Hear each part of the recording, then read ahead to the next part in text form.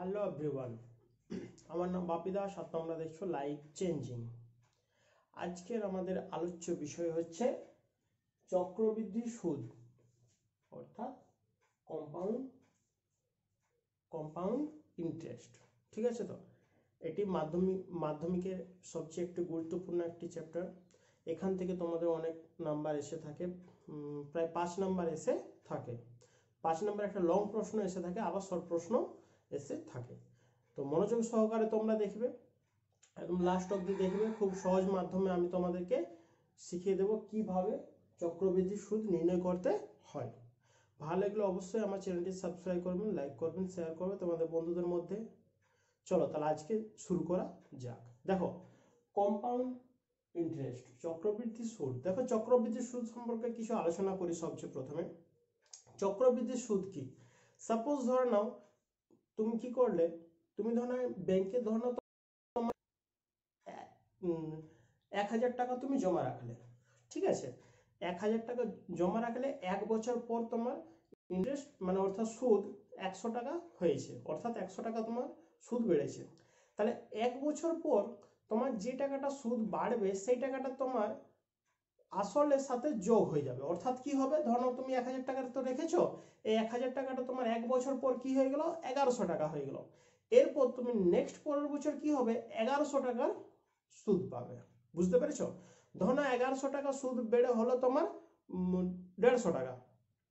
তাহলে তার পরের বছর তোমার আসল কত দাঁড়িয়ে গেল, 1100 যুক্ত 150, অর্থাৎ হয়ে গেল কি 1250 টাকা। পরের বছর তুমি 1250 টাকার উপরে সুদ পাবে।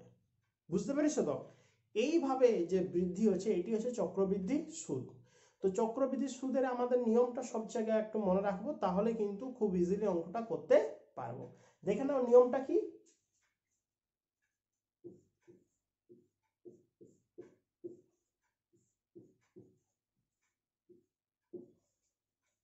P into 1 plus r by 100 to the power n, এটি হচ্ছে মেন ফর্মুলা। তুমি যদি এটা মনে রাখতে পারো তাহলে পুরো সবগুলো কভার হয়ে যাবে।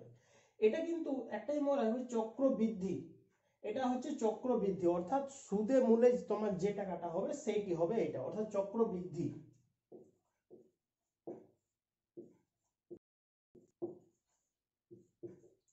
চক্রবৃদ্ধি তোমাকে তাহলে যদি সুদ বার করতে বলে তাহলে কি করে করব, প্রথমে চক্রবৃদ্ধি বের করে নেব, তারপর সেটা থেকে আসলটা বিয়োগ করে দেব।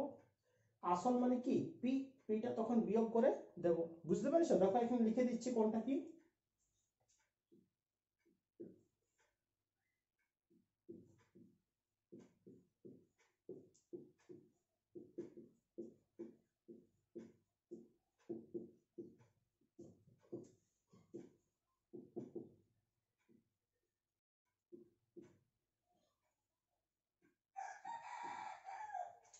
আসল হচ্ছে পি, আর হচ্ছে সুদের হার, এবং এন হচ্ছে সময় অর্থাৎ বছর। ঠিক আছে, তো এটা বছরে আমরা নরমালি কাউন্ট করে থাকি। তাহলে দেখো P P into 1 plus r by 100 to the power n, অর্থাৎ এই সূত্র অনুসারে আমরা সব রকমের অঙ্ক করতে পারবো। চলো কিছু অঙ্ক করা যাক, দেখা যাক। দেখো, মাধ্যমিকের 6.1, মাধ্যমিকের 6.1 এর 2 অঙ্কটা করছি। ঠিক আছে, দেখো কি বলেছে। 5000 টাকা বার্ষিক 8% সরল সুদের হারে 3 বছরের সমূহ চক্রবৃদ্ধি কত হবে।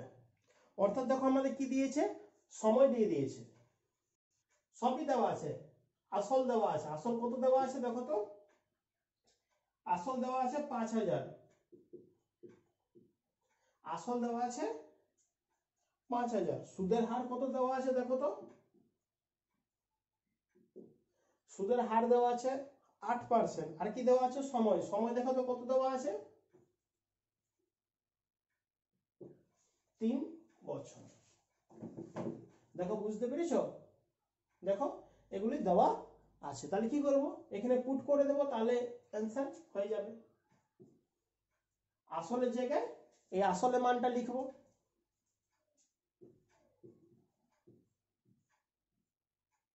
ওয়ান, আর মানে হচ্ছে 8,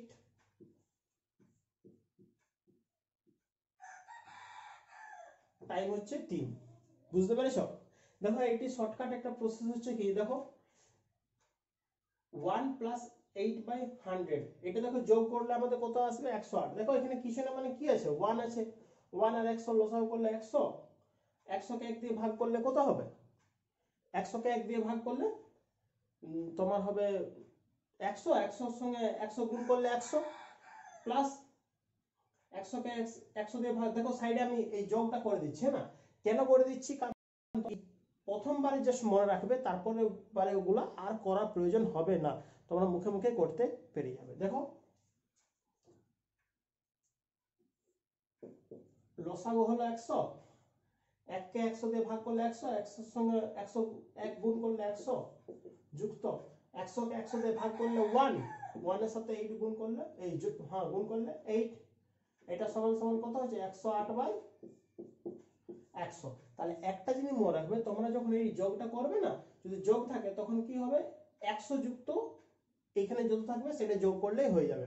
যদি এখানে 7 থাকতো তাহলে 100 যুক্ত 7 অর্থাৎ 107, যদি 9 থাকতো তাহলে 109, যদি 10 থাকতো তাহলে 110, এটা যোগ থাকলে। যদি বিয়োগ হতো তখন কি হতো 100 থেকে এটা বিয়োগ করলেই হয়ে যাবে, অর্থাৎ যদি এটা বিয়োগ চিহ্ন থাকতো তাহলে 100 থেকে 8 বিয়োগ করলে কত হয় 92, 92/100, বা যদি 10 থাকতো, এটা যদি 10 থাকতো তাহলে কি হতো 100 বিযুক্ত 10/100 মানে হচ্ছে 90/100। কেন বলছি, কারণ জাস্ট ফার্স্ট টাইম তোমরা যদি মনে রাখো তাহলে খুব ইজিলি অঙ্কটা করতে পারবে, ঠিক আছে। তো দেখো এটা কি বললাম, দেখো এটা দেখতে পাচ্ছ 108/100, আর এখানে যেহেতু আছে 3 কিউব আছে, ওই জন্য এইটা কবার লিখবো 108/100 কবার লিখবো 3 বার লিখবো।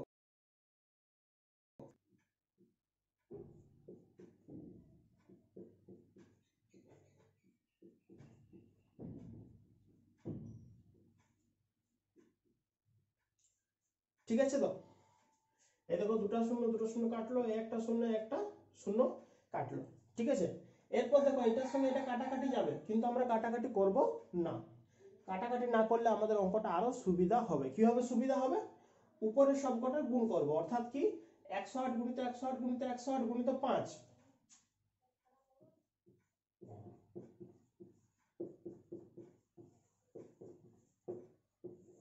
আর নিচে এখানে একের পর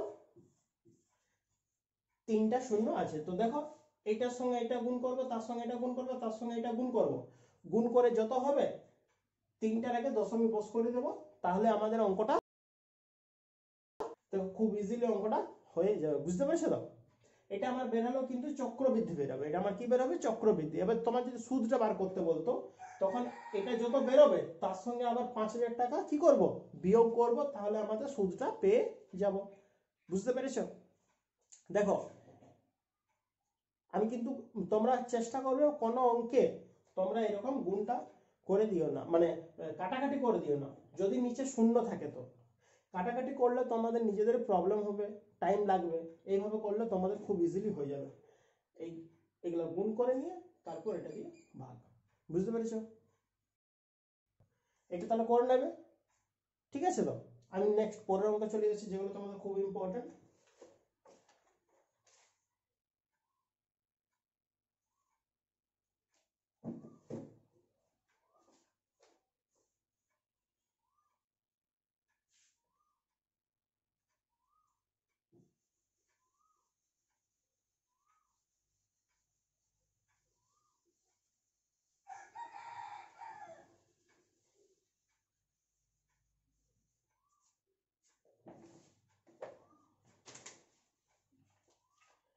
দেখো এখানে আমাদের কি বলেছে, 7এর অঙ্কটা দেখো, সুদের হার দেওয়া আছে, আর সমান সমান কত দেওয়া আছে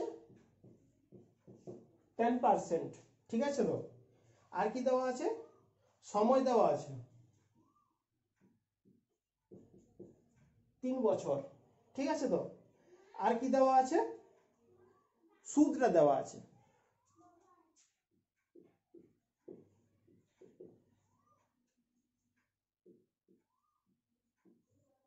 সুদটা দেওয়া আছে, আসল বের করতে বলেছে, ঠিক আছে। তো তাহলে দেখো সেম সূত্র, সেম এটি করব, কিন্তু আসল তো যেহেতু আমাদের জানা নেই, ওই জন্য আসলটা আমরা কি পি ধরে নেব। আসল সমান সমান কি ধরে নেব, পি। তাহলে এই সূত্রটাই হবে, কি হবে, আরেক জায়গায় 10,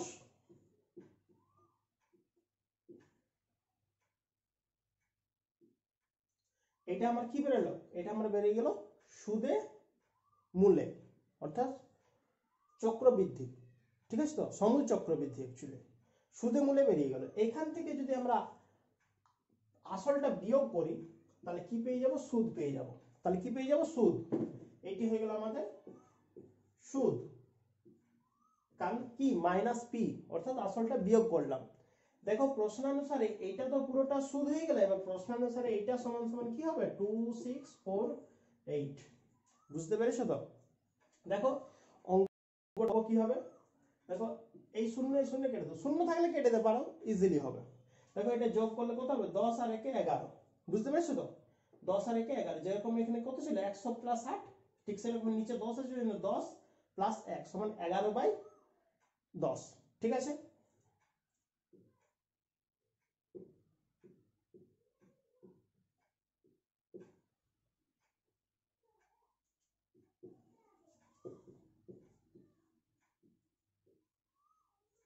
ঠিক আছে, দেখো বুঝতে পেরেছো?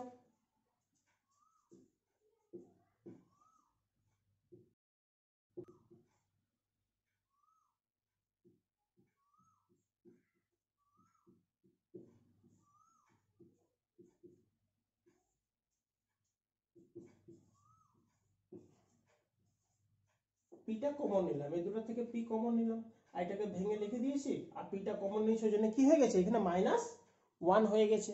বুঝতে পারছো? দেখো এরপর এখানে তোমরা গুণটা করতে পারো, গুণটা করতে গেলে খুব ইজিলি হবে। তাহলে দেখো 11 11 গুণ করলে কত হয়, 121। 121 কে আরো 11 দিয়ে গুণ করছি, 1 2 1 1 2 1 1 3 3 1। তাহলে দেখো বুঝতে পারছো, 1 3 3 1 মাইনাস, একের পর একটা দুটা তিনটা শূন্য হয়ে গেল।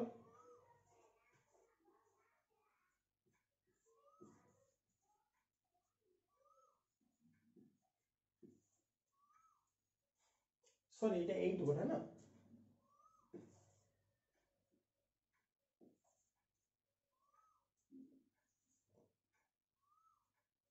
2648, 2648।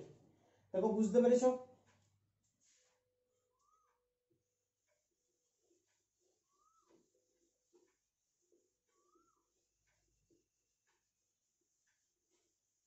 এরপর দেখো এই দুটো বিয়োগ করলে কি হবে,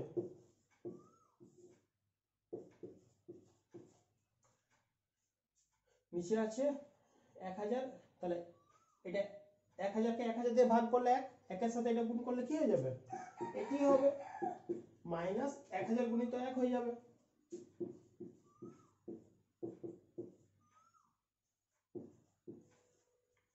বুঝতে পেরেছো? দেখো এবার বিয়োগ করব,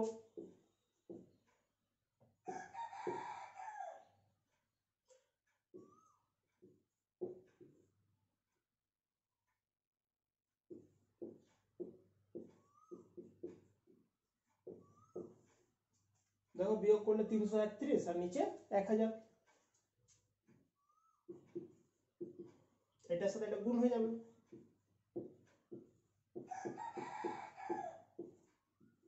নিচে চলে আসবে এটা, দেখো তো এটা 8 দিয়ে গুণ করে দেখো তো মিলবে কি,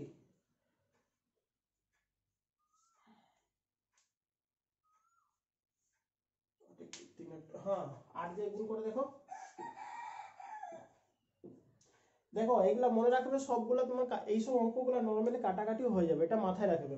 তো দেখো জাস্ট একক ঘরে অঙ্কটা দেখে নিয়ে তোমরা বুঝতে পারছো যে আমরা কত দিয়ে গুণ করলে অঙ্কটা মেলার সম্ভাবনা আছে। তাহলে দেখো 8 দিয়ে দেখো, 8 কে 8, 3 8 24 4, হাতে রইলো 2, 3 8 24 25 26। তাহলে দেখো এটার সঙ্গে এটা কাটলে কত হলো 8, 8 এর সঙ্গে এটা গুণ করলে 8, একটা দুটো তিনটা শূন্য, অর্থাৎ আসল আমার কত ছিল, আসল ছিল আমার 8000 টাকা। বুঝতে পারছো তো? এই ফরম্যাটে তোমরা অঙ্কগুলো করবে, খুব ইজি হবে। তাহলে এই জিনিসটা মাথায় রাখবে যে সূত্রটা আমি বললাম 3 into 1 plus r by 100 to the power n, এটা এটা এটা হচ্ছে তোমার সমূল চক্রবৃদ্ধি। তার থেকে যদি আমরা পি বিয়োগ করি অর্থাৎ আসল বিয়োগ করি তাহলে সূত্রটা পেয়ে যাব। বুঝতে পেরেছো? এরপর দেখো আরেক টাইপসের অঙ্ক তোমাদের অনেকবার এসে থাকে, সেটি করে দিচ্ছি। দেখো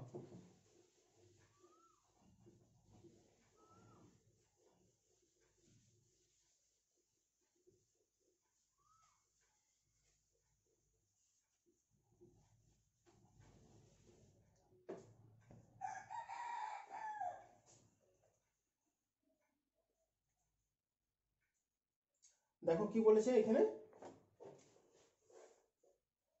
22 করে দিচ্ছি তোমাদের বইয়ের 22, ঠিক আছে? তো পেজ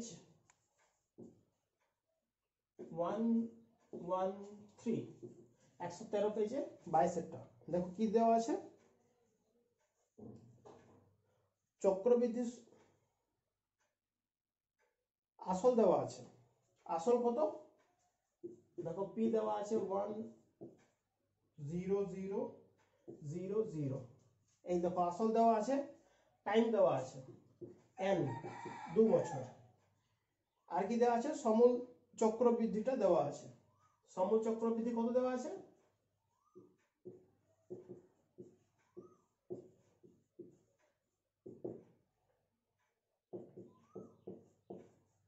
এটা দেওয়া আছে। আমাকে সুদের হার, তাই না, শতকরা বার্ষিক কত চক্রবৃদ্ধি হারে, অর্থাৎ আর দেখো আর দেওয়া নেই, আরটা আমাকে বার করতে হবে। ঠিক আছে, দেখো কিভাবে করবো, আমরা জানি সূত্র,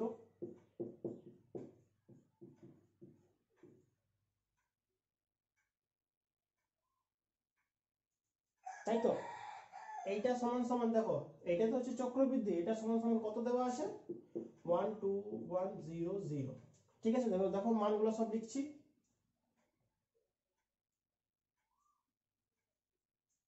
সময় কি দেওয়া ছিল, 2 বছর, হ্যাঁ সময়টা দেওয়া আছে। ঠিক আছে, দেখো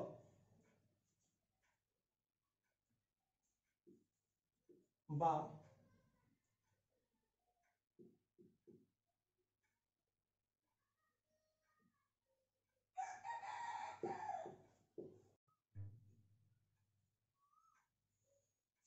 দেখো একটু ডিস্টার্বের জন্য ইয়া হয়ে গেছিল। দেখো এখানে কি করলাম, পি, পিটা চলে গেল এখানে, পিটা চলে গেল এখানে, পি এর মানটা বস করিয়ে দিয়েছি। বুঝতে পেরেছো তো?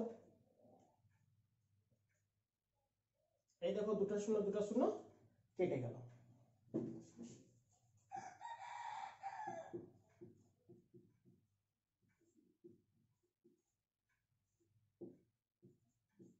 দেখো এটাকে আমরা যদি সাজাই তাহলে কত হবে, 11 বাই,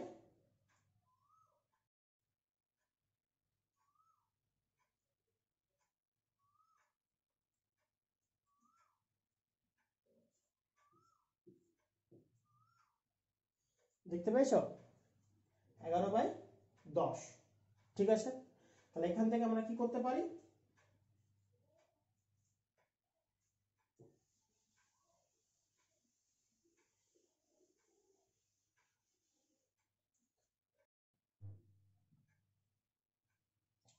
দেখো একটু প্রবলেম হয়ে গেছিল, এটা স্কোয়ার আকারে লিখে দিয়েছি, তাহলে কি এইটা সমান সমান আমরা এটা লিখতে পারি, অর্থাৎ স্কোয়ার স্কোয়ার কেটে গেল।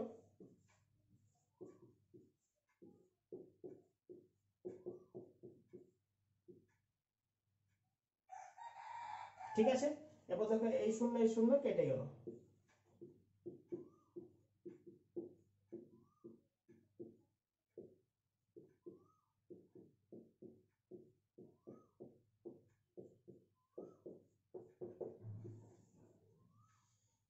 দেখো আমাদের অঙ্ক হয়ে গেছে। ঠিক আছে, চলো আরেকটি অঙ্ক করে দিই, তাহলে তোমাদের বুঝতে আরো সুবিধা হবে।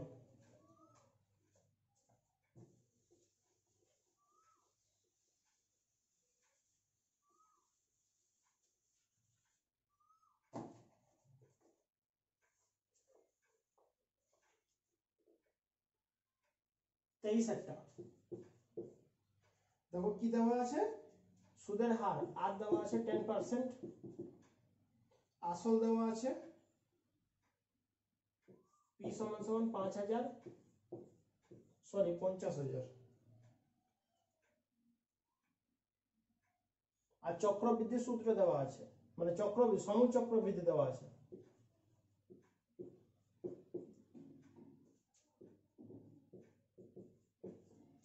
60500 আবার কি বার করতে বলেছে সময় বার করতে বলেছে অর্থাৎ n এর মান বার করতে হবে n ইকুয়ালস টু বের করতে হবে সূত্র জানো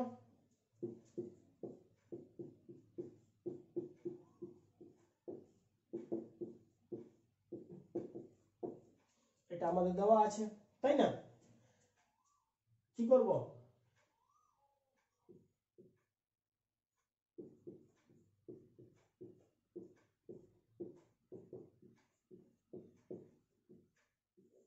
পি মানে তো 50,000 এদিকে চলে গেল এই দেখো দুটো শূন্য কেটে গেল 5 দিয়ে কাটছি 100 5 দিয়ে কাটছি 5 একে 5 5 2 10 ঠিক আছে এরপর দেখো এই শূন্য কেটে গেল এটা যোগ করলে এখানে হবে 10 একে 10 plus 11 11 by 10 to the power n সমান সমান এখানে কত হবে 11 বাই 10 টু দি পাওয়ার এখানে স্কয়ার হয়ে যাবে তাহলে দেখো এই দুটো সমান তাহলে কি হবে n সমান সমান কত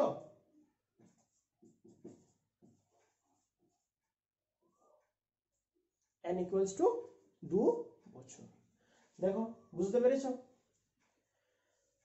যদি বুঝতে পেরেছো তাহলে অবশ্যই চ্যানেলটি সাবস্ক্রাইব করবে আমি পরবর্তীকালে তোমাদের জন্য আরো নতুন নতুন অঙ্ক নিয়ে আসবো ধন্যবাদ